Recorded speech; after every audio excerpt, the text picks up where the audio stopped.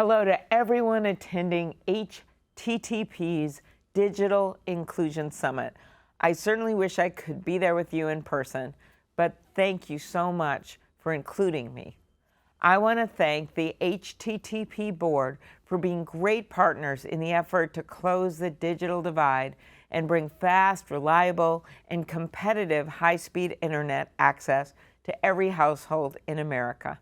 I also want to recognize Commissioner Bedoya for his work on the FTC, protecting Americans, our privacy, and our marketplaces. We all know that today you can't fully participate in our society if you can't get online. High-speed internet is necessary for everything from education to healthcare to economic opportunity, not to mention for keeping in touch with friends and family.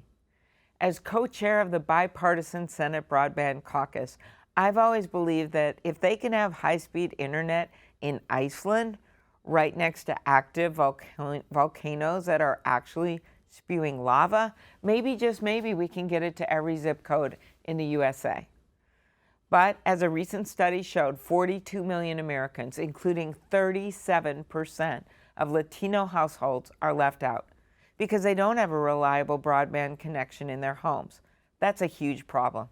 It's a problem for the high school student who has to drive 40 minutes from home to a liquor store parking lot, that happened in my state, to take her online biology quizzes. It's a problem for the rural doctors I've heard from who have to sit in a McDonald's parking lot to read x-rays because they don't have reliable internet on the weekends at home.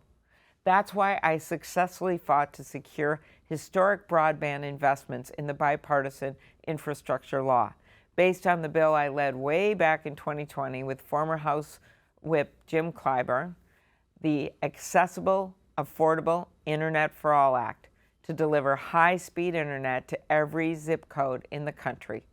We're seeing the result of this effort in the form of the largest investment our country has ever made in broadband under President Biden's leadership, $42 billion. With these resources, we'll be able to build out broadband to reach unserved and underserved areas, including schools, libraries, healthcare centers, and I know that will make a world of difference for Latino families across the country. Once we get broadband access to every home, we have to make sure people living in rural, suburban, and urban areas can afford it. Because right now, Americans pay some of the highest prices in the world for internet access. That's why the new law requires providers who receive broadband funding to participate in the FCC's Affordable Connectivity Program, which provides discounts of up to $30 per month for low-income households. The program has already helped get over 20 million Americans' households online, and I am committed to making sure it has the resources it needs to get the number even higher. Of course, once people are online, they're going to have access to all sorts of information to help them succeed in school or work. But they will also see plenty of misinformation and disinformation about everything from healthcare to elections.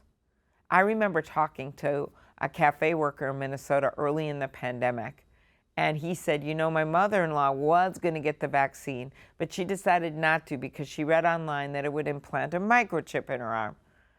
We know that's not true. But in situations like this, online lies can be deadly, especially when they go viral. This is particularly a problem for those in our country who speak other languages, because platforms are even more behind when it comes to cracking down on non-English misinformation and non-English disinformation.